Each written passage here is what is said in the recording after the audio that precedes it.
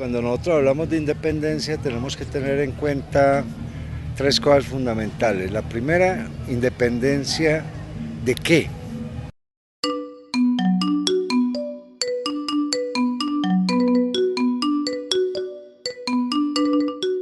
O sea, cambiamos con la independencia, fuimos distintos con la independencia, pensamos diferente después de la independencia. Segundo, toda independencia genera una sociedad nueva. Entonces viene una pregunta que se hacen los sociólogos, los antropólogos: ¿generamos una sociedad distinta a la que nos habían propuesto los españoles o seguimos en ese mismo modelo? Un modelo que excluye al otro, un modelo donde no existe el negro, donde no existe el indio, donde decir indio es decir un insulto.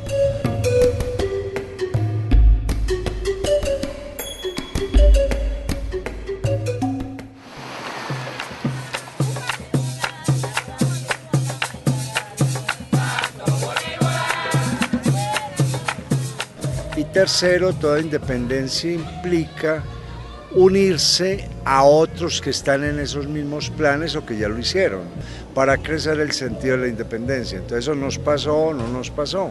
Viene a ser la pregunta que nos hacemos.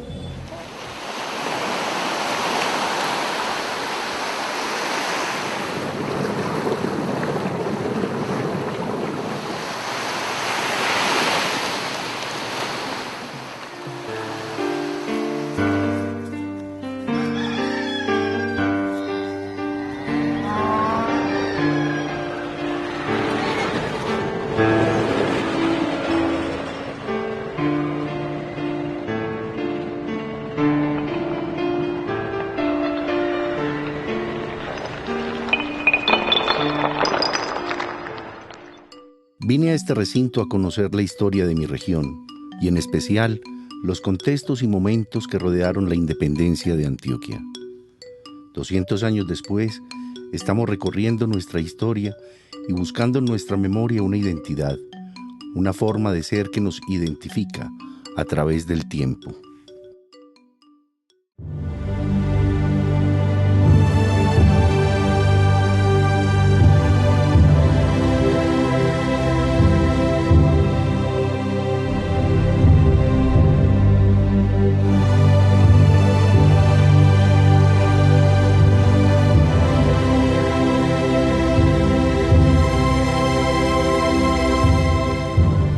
Es un proceso que tiene que ver con la crisis de un imperio y una crisis de características excepcionales. Obviamente estamos hablando del Imperio Español, que lo conformaban territorios que iban desde Europa hasta América y hasta el Asia. Ese imperio entra en una crisis muy profunda entre la segunda mitad del siglo XVIII y sobre todo en la primera década del siglo XIX. En estos antiguos textos se descubren las huellas de nuestro pasado, un tiempo que nos remite a las antiguas cortes españolas del siglo XVII y sus conflictos con la Francia expansionista de Napoleón.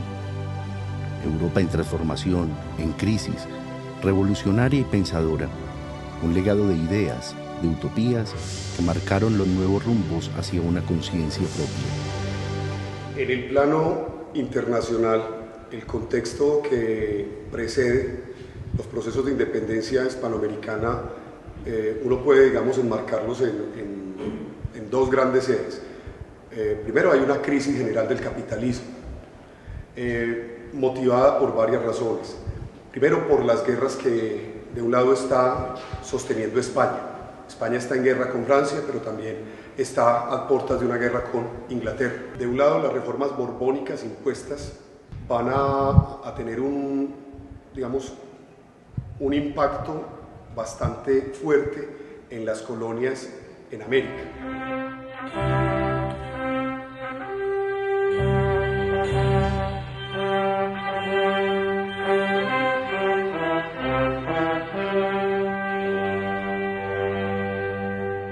Cada uno de los reyes borbones que asumieron el poder desde 1700, 1713, cuando terminó la guerra, comenzaron una serie de medidas que fueron ya culminadas y reorganizadas por Carlos III, que es uno de los mayores exponentes de la Casa Borbón. A todas esta serie de medidas se les conoce como las reformas borbónicas, cuyo fin era retomar el control y el poder político, económico de España y las colonias.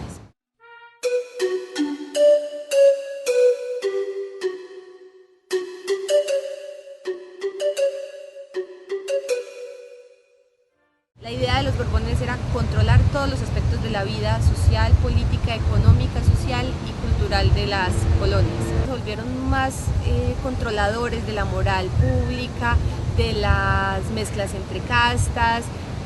Después, en 1810, cuando estallan todas las revueltas ante los sucesos ocurridos en España, lo que buscan estos criollos es mayor participación en el poder político, una mayor participación en el comercio internacional, un reconocimiento de lo que es Hispanoamérica, de lo que es el virreinato de la Nueva Granada y lo que son sus naturales.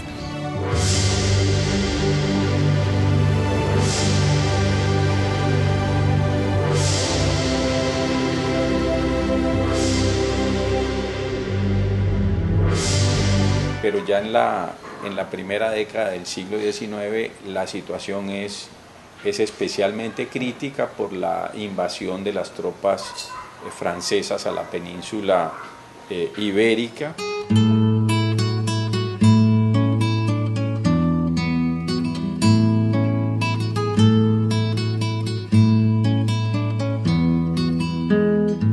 Entonces, las repercusiones de la crisis estructural europea, las ideas de la Ilustración, la expansión inglesa, la independencia norteamericana, la Revolución Francesa, las sociabilidades políticas puestas en funcionamiento aquí son, digamos, hay el vacío de poder, son las que van a crear las condiciones generales para que se inicie ese proceso de independencia.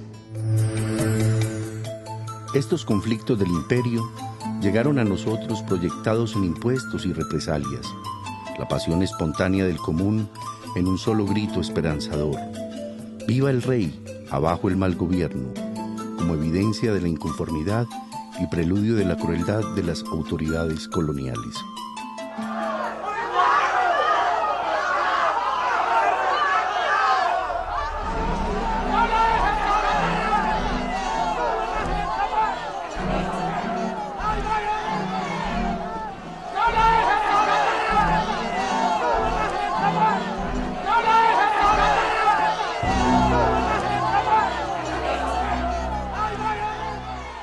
Las primeras manifestaciones de los comuneros se presentaron en Guarne, en la plaza alrededor de la iglesia. Las fiestas religiosas jugaron un papel sumamente importante en la revuelta comunera, porque era el único sitio en donde podían reunirse todas las personas. Entonces, todo lo que sucedió en los comuneros sucedió en torno a la iglesia.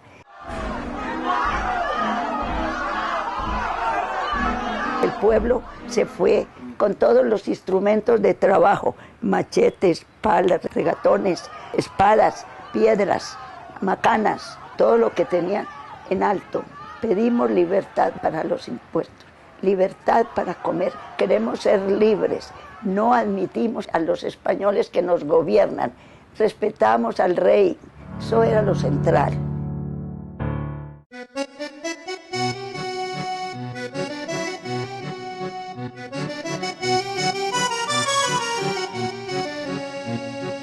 De alguna manera yo creo que esa figura de Galán, que ha sido también tan significativa en la historia de las revoluciones en el país, ha sido muy recurrente en la obra de Pedronel Gómez, pero no solamente líderes o personas que han liderado ese tipo de movimientos desde una intelectualidad y desde un pensamiento proveniente de unas reflexiones muy profundas, sino también las manifestaciones del mismo pueblo.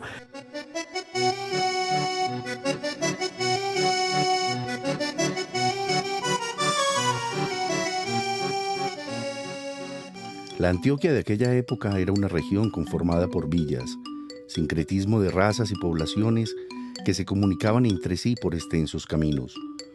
4 ciudades que marcaban el dinamismo y la transformación temprana de un territorio agreste y la visión que sus líderes gestaron en el tiempo.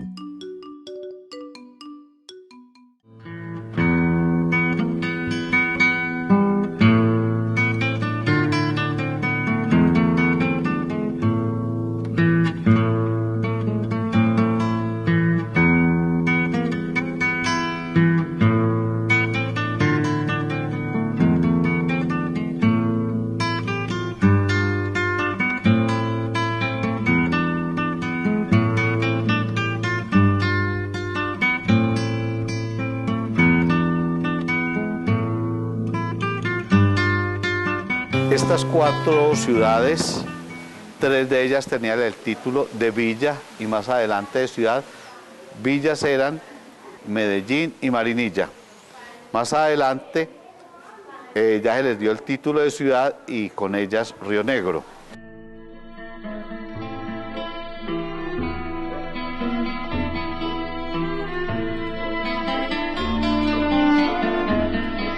Como sabemos, Río Negro fue sede importante en la independencia de Antioquia, ya que acá se encontraban los grandes hombres como fueron Juan del Corral, Córdoba, que tuvieron que ver con la fundación de la Escuela de la Maestranza, y Río Negro era el centro, el eje del desarrollo histórico de todos estos municipios.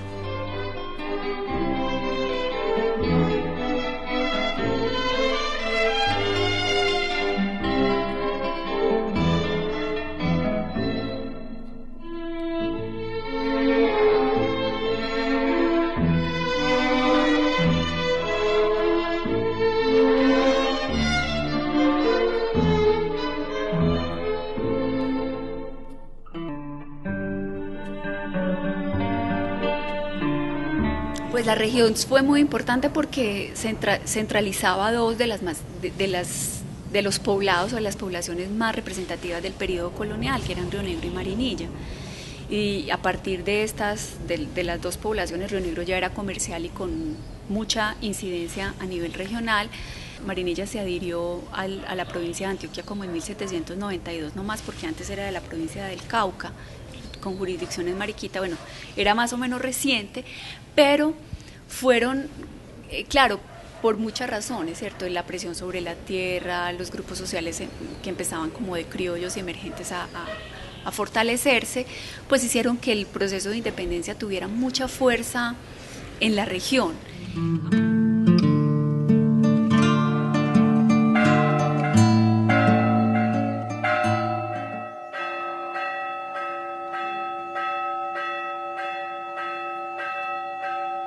Para ese momento de la independencia ya Antioquia tenía más de 30.000 habitantes, como era la capital de toda la provincia como tal. Pues aquí se manejan todos los ejes económicos directamente y gubernamentales, todo estaba centrado acá como tal. Había muchos habitantes ya criollos y muchos mestizos. Había una agricultura incipiente, apenas empezaba a florecer lo que era el cacao como fortaleza económica de ese momento en la provincia de Antioquia, que inclusive por la familia del Corral fue que empieza a coger más fuerza en esta región como tal, y ese era uno de los principales renglones económicos. La otra era lo que ya nos traían los indígenas. ¿Quién iba a creer? El sancocho exactamente inicia con la cultura indígena.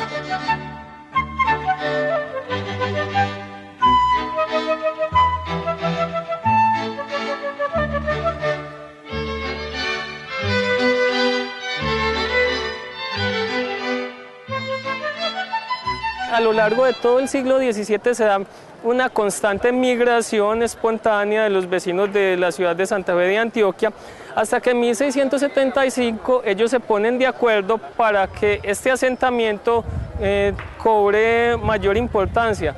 Por ello, ese año, mediante una real cédula, se le da a Medellín la categoría de villa y pasa a llamarse Villa de Nuestra Señora de la Candelaria de Medellín.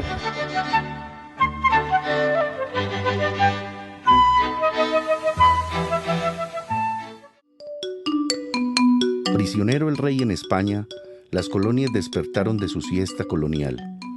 El vacío de poder lo asumimos en juntas y cabildos abiertos. La llama de la libertad se encendió y en juntas provinciales empezamos a formar nuestra democracia.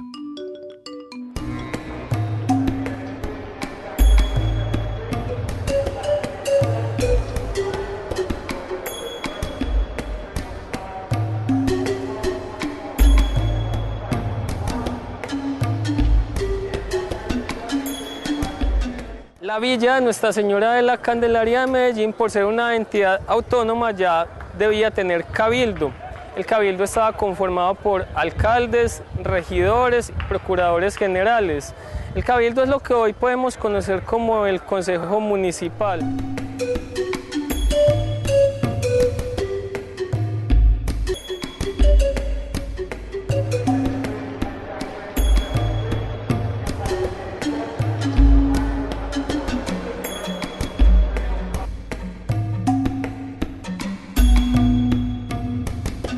Hay que aclarar que el Cabildo Abierto era una invitación que se hacía a las personas que por lo general eran propietarios, comerciantes, eclesiásticos y personas que fueran cabeza de familia. Es decir, no cualquier persona podía entrar. Estaban excluidos de esto los mulatos, los mestizos, los esclavos y los indígenas.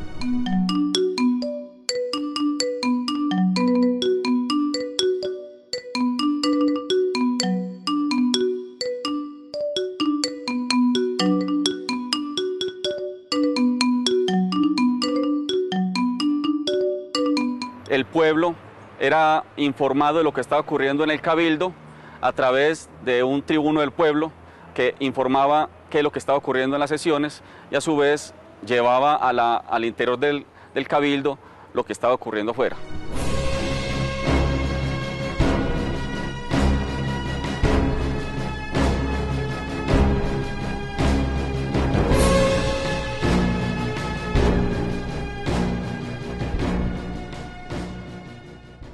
En Antioquia se organizó también bastante temprano una Junta Suprema de Gobierno, tratando de seguir el modelo de las que se estaban dando en España.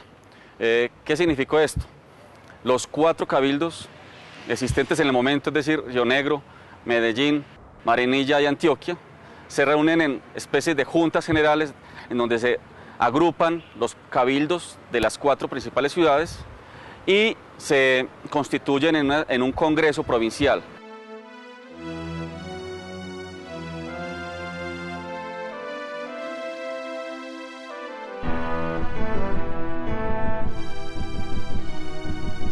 La de Antioquia se constituye en soberana, reasume los poderes legítimos que detentaba el monarca y empieza el proceso de organización del primer estado de Antioquia.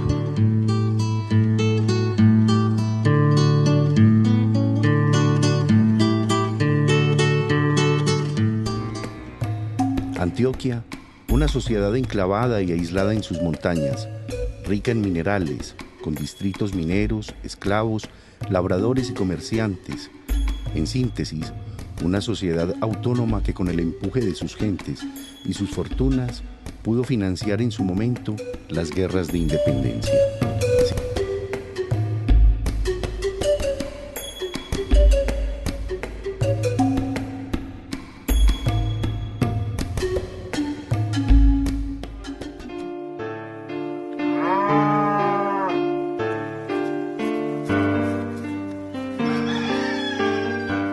La mayor parte de la población económicamente activa de la provincia de Antioquia de finales del siglo XVIII y comienzos del siglo XIX se dedicaba a las labores agrícolas. Dado la característica que hay en esa tenencia de la tierra, estamos hablando fundamentalmente de agricultura de subsistencia. Pero esto también es algo muy importante de anotar, porque casi que podemos decir que la gente producía lo que se comía.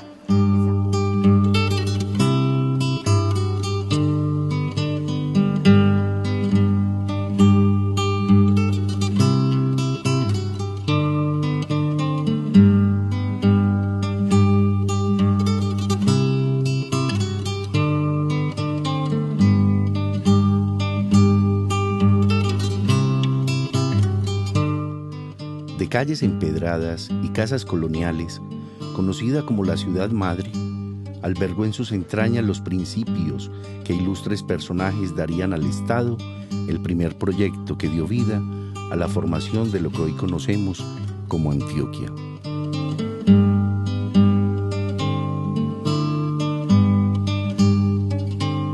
La primera fundación que se hizo en el territorio que actualmente conocemos como el departamento de Antioquia la hizo Jorge de Robledo en 1541, fue la ciudad de Antioquia.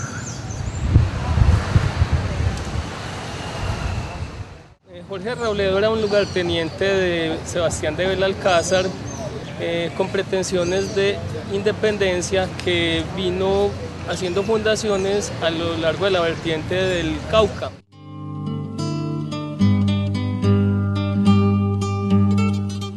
Cabe notar que las principales fundaciones que se hicieron en este territorio responden a la necesidad de buscar oro. Entonces, por eso tenemos que los principales centros de población hasta 1630 eran la ciudad de Antioquia, Cáceres y Zaragoza, que eran enclaves mineros. El resto de la provincia aún no había sido colonizado, porque es que no se había tenido todavía la necesidad de buscar otros territorios, porque el oro que producían estas minas era suficiente.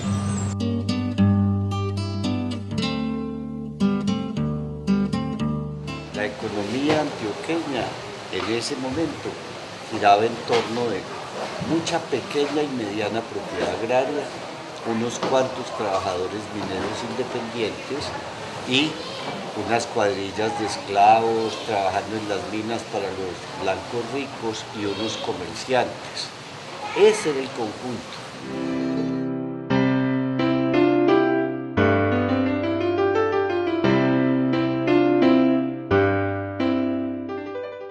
El privilegio social, el poder social y la élite estaba formada básicamente por comerciantes, que lo que hacían era comprarle a los pequeños propietarios sus excedentes y venderles sus necesidades.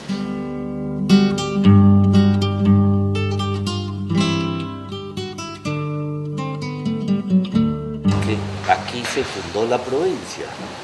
De alguna manera, los que van a aparecer después en el Valle de Aburrá y en Medellín son descendientes de los primeros que estuvieron aquí.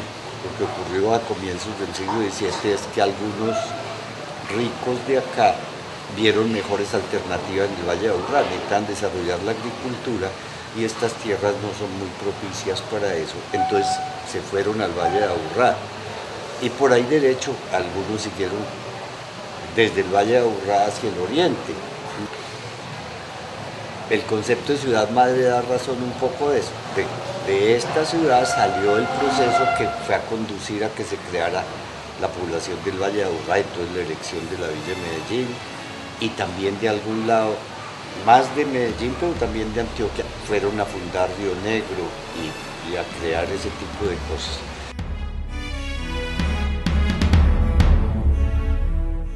Las juntas y cabildos abiertos en Santa Fe, después de ese 20 de julio de 1810, encendieron la chispa de la revolución y en las provincias, incluida Antioquia, se dieron a la tarea de consolidar su propia independencia.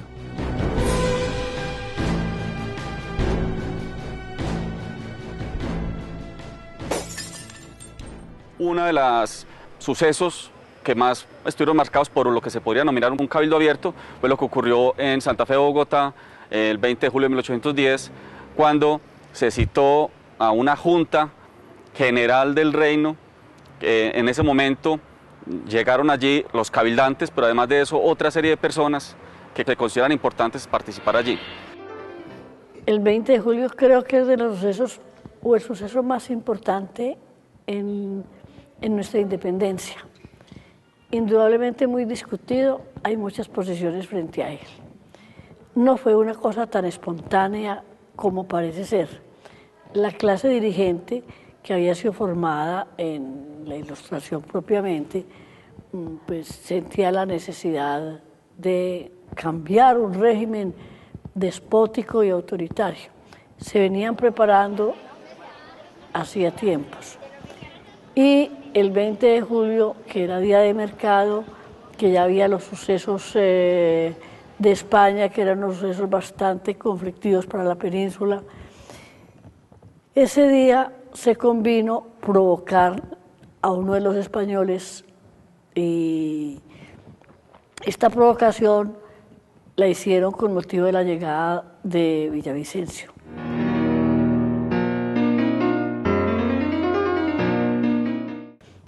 por eso, como consecuencia de este primer movimiento, vino ya la convocatoria de un congreso y ahí sí fue cuando aparecieron las posiciones federalistas y centralistas.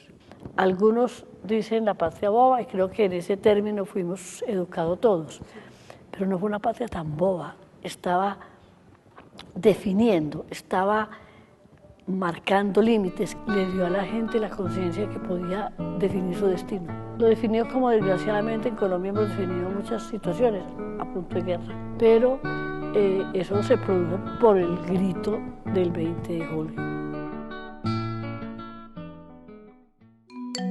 En Antioquia esa tarea la asumió el Congreso Provincial, que reunido el 30 de agosto de 1810, con la participación de las 4 ciudades capitulares, formularon las bases de un proyecto del que somos producto y que hoy conmemoramos bajo una sola identidad, Antioquia.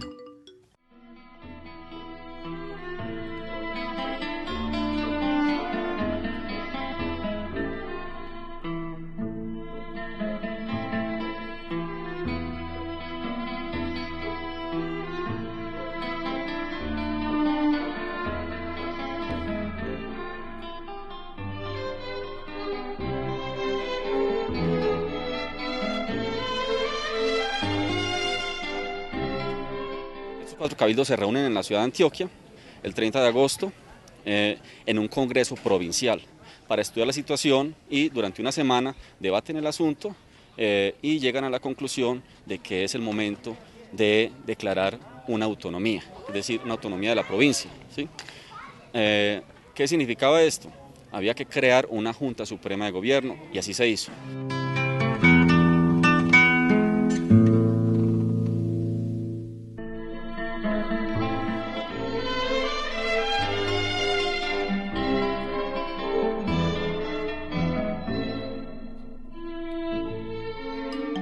Con una constitución política, un ordenamiento jurídico, un territorio reconocido y una vocación igualitaria, consolidaba ante las demás provincias de la Nueva Granada su independencia absoluta el 11 de agosto de 1813.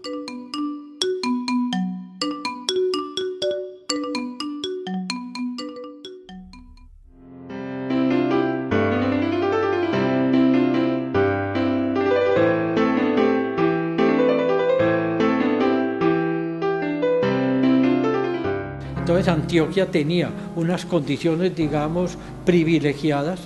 El hecho de ser una provincia relativamente pobre, relativamente escondida, que no había tenido protagonismo en el periodo colonial como sí lo había tenido Santa Fe de Bogotá o Cartagena o Popayán, hasta cierto punto la marginó mucho de los conflictos y eso le permitió no estar tan de frente ni en las luchas políticas en pro de la independencia, pero tampoco en la represión española contra los independentistas. Por ejemplo, de Antioquia se mandan contingentes a defender lo que sería pues, el Valle del Cauca. Popayán, de Antioquia se mandan contingentes a defender Cartagena. Y en ese escenario uno puede decir que no solo el Batallón Antioquia y los distintos grupos armados que fueron de Antioquia a participar de los ejércitos libertadores, sino también la cantidad de oro que sirvió para financiar los ejércitos libertadores.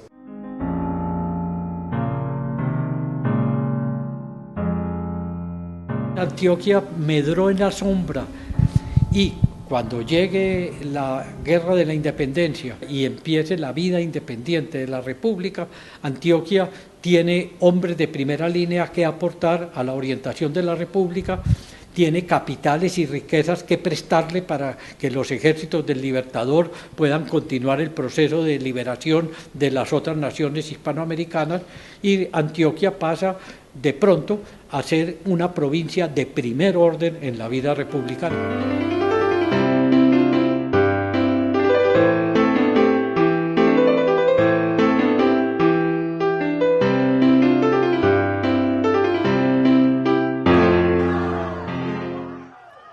Con sus riquezas y sus gentes, el Batallón Antioquia combatió a los ejércitos invasores. sencillos campesinos entregaron su vida en los campos de batalla para consolidar el esfuerzo de independencia.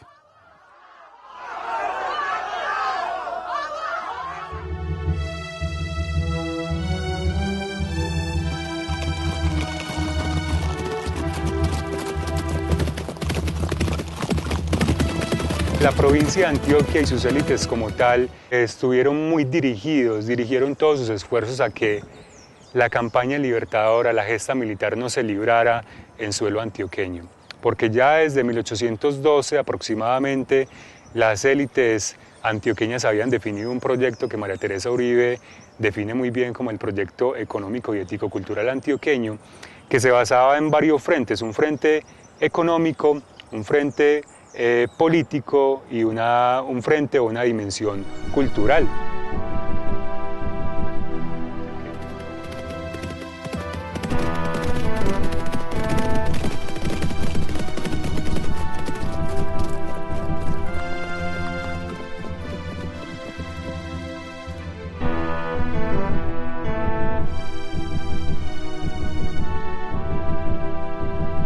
Más que campañas militares en Antioquia, lo que hizo la provincia fue, de alguna manera, solventar esos gastos militares a esa campaña libertadora, pero en suelos lejanos a la provincia, ¿cierto? En Santa Fe, Cartagena, toda esta parte, ¿cierto? Para que no obstaculizar ese camino de ascenso económico que vivía la provincia. Digamos que la labor de Antioquia en la campaña libertadora estuvo alentada básicamente por una figura destellante que fue José María Córdoba, ¿cierto? Un hombre que ingresa a muy temprano, en un momento a esa gesta libertadora, casi que por invitación directa de Francisco José de Caldas, que llegó a la provincia a adelantar esa labor en la conformación de las milicias.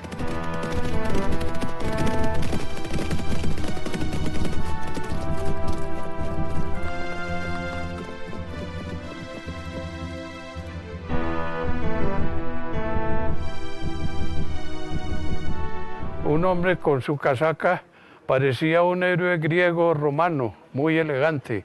Él se fue de aquí muy joven estuvo en San Vicente, estuvo en Barbosa y por fin terminó en Río Negro. El hombre ingresa de 14, 15 años, mencionan algunos historiadores, y ahí, digamos, empieza una labor cada vez más importante, con unos ascensos en los grados militares muy importantes, pues que lo llevan a ser uno de los militares preferidos por Bolívar.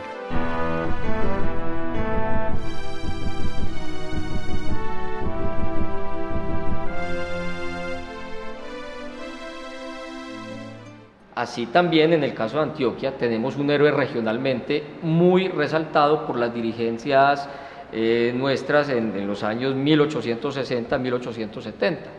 Se trata de un momento en el que, en el marco del Estado federal, sobre todo después de 1863, la élite antioqueña impulsa a José María Córdoba como el gran héroe de Antioquia.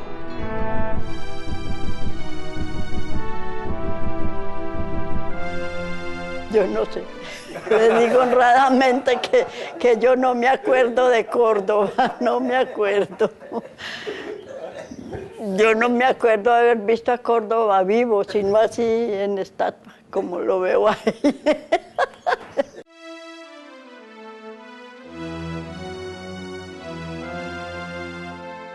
Bueno, la historia es que, como todos sabemos, en la batalla del Santuario, el 17 de octubre de 1829, hubo un enfrentamiento entre el ejército rebelde de José María Córdoba, que él llamaba el Ejército de la Libertad, y que subía desde Río Negro y se encontró en el Santuario con la expedición del occidente del ejército colombiano, liderado por el general Daniel O'Leary, quien era irlandés colombiano.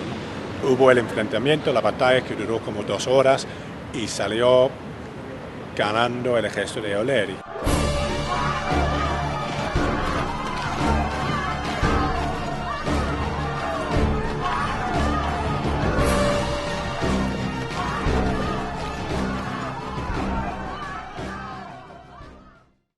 sobre la muerte de Córdoba. Precisamente cuando Córdoba llegó acá al santuario y se encontraba herido acá en este baúl con un par de tiros, llegaron y preguntaron por Córdoba. Unos soldados a cargo del general Oleri y dijeron: ¿a dónde está Córdoba? Dijo: está en esa casa. Pero vino un soldado, otro irlandés, llamado Ruperto Hams, y llegaba para la época, hacía tanto frío, y los soldados les daban opio para que estuvieran dopados. Entonces el soldado venía de este sitio, de allí donde está el busto de Córdoba, buscar la casa de Córdoba. Y como venía tan borracho, entonces unos soldados de Córdoba le pegaron un tiro al caballo y lo mataron al caballo. Entonces Oleri, Ruperto Hams, se levantó enfurecido y en brazo de 2 soldados lo trajeron acá. Se devuelven hasta la casita que está ubicada en la llanura del pueblo y desafortunadamente encuentran a Córdoba muy mal herido, sin forma de defenderse, ingresan a la casita, tumban la puerta a balazos y preguntan por el general Córdoba, diciendo: soy yo. Sin preguntar y sin decir nada, terminan con la vida del héroe de Ayacucho de 4 sablazos en su cráneo.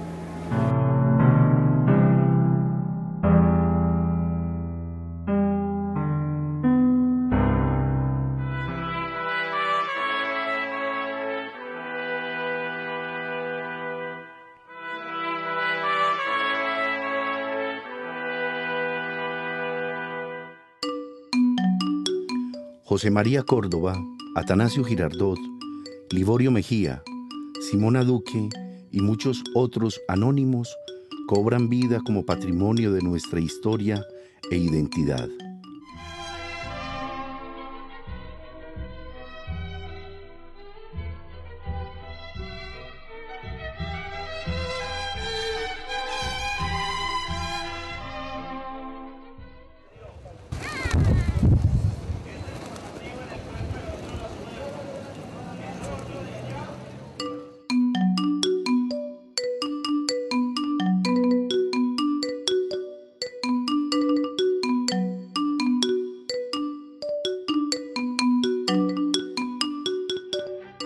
Se habla de héroes encontrando en ellos un atributo básico, que es el de la conducción de hombres. Usualmente se pensó que el héroe es aquel que es capaz de conducir muy bien a otros hombres, o sea que ejerce un poder político sobre los demás.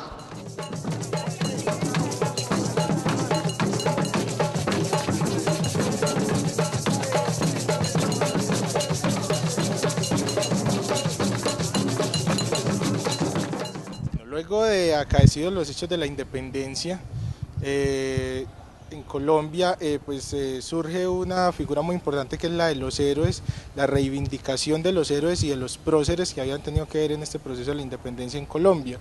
Es así entonces como a personajes como José Manuel Restrepo, y como Simón Bolívar, como Santander y otros grandes personajes que habían tenido que ver en este proceso, surge toda una reivindicación de estas figuras en el arte, en la literatura y en la misma historiografía.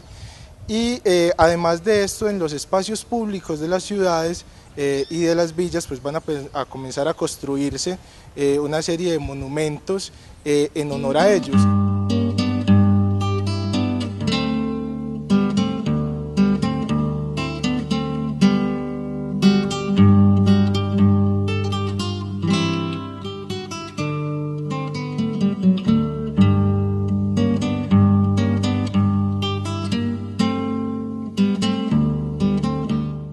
Esto no solamente va a suceder en estos lugares, sino que los cementerios también van a ser espacios donde se les va a permitir rendirle a estos personajes homenajes a través de mausoleos y monumentos que van a permitir recordar a la figura del héroe, pero también de resaltar ese imaginario que existía alrededor de ellos.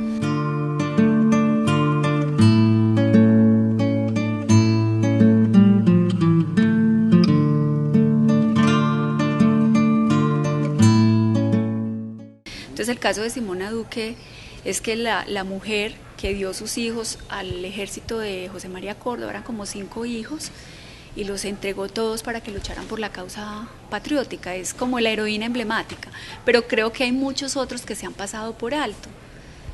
Y tiene que ver con eso, como las poblaciones, es parte de la memoria nacional, cómo las poblaciones van construyendo esos relatos, esos héroes, y se van vinculando a esa historia de la independencia.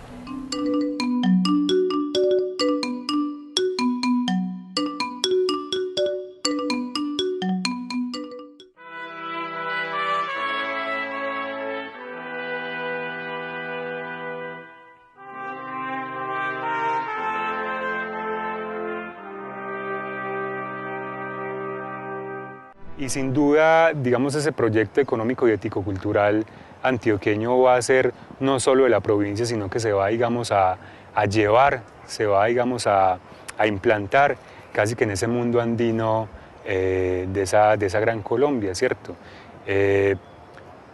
Ya para ese momento, digamos, el oro que se sacaba en Antioquia era muy importante para solventar ese proyecto, ¿cierto? Y eso entonces le ponía, digamos, un norte fijo. 2 siglos después, intentamos descubrir las huellas, las transformaciones y contrastes de una independencia que genera múltiples interrogantes.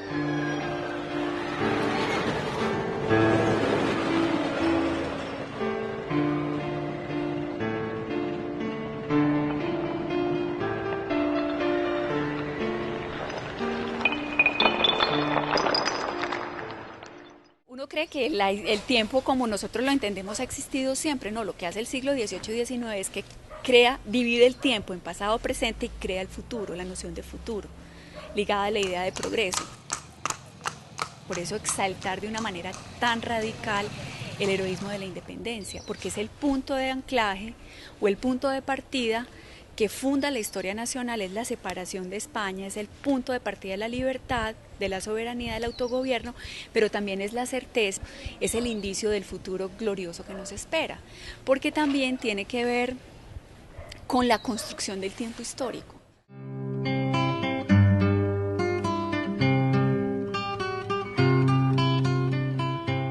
Sobre el asunto de por qué aparecen los héroes en los billetes, me parece que es un rasgo general en la numismática a nivel mundial y en toda la historia, porque al llevar en mi bolsillo una estampa que tú también llevas, compartimos un ícono, compartimos un ideal que nos hermana, que nos vincula. Ese tipo de circulante, de imágenes circulantes, generan cohesión social. Si nosotros miramos la perspectiva, se desprende algo que es muy interesante, que es la pregunta. O sea, nos estamos independizando, nos vamos a independizar, nos quedamos de esta manera, porque hay que tener en cuenta que una independencia es larga. La independencia no es un programa de media hora, son 10 años, son muchos años hasta que logramos saber quiénes somos nosotros mismos. Al saber quiénes somos nosotros mismos, ahí empieza realmente el proceso de independencia.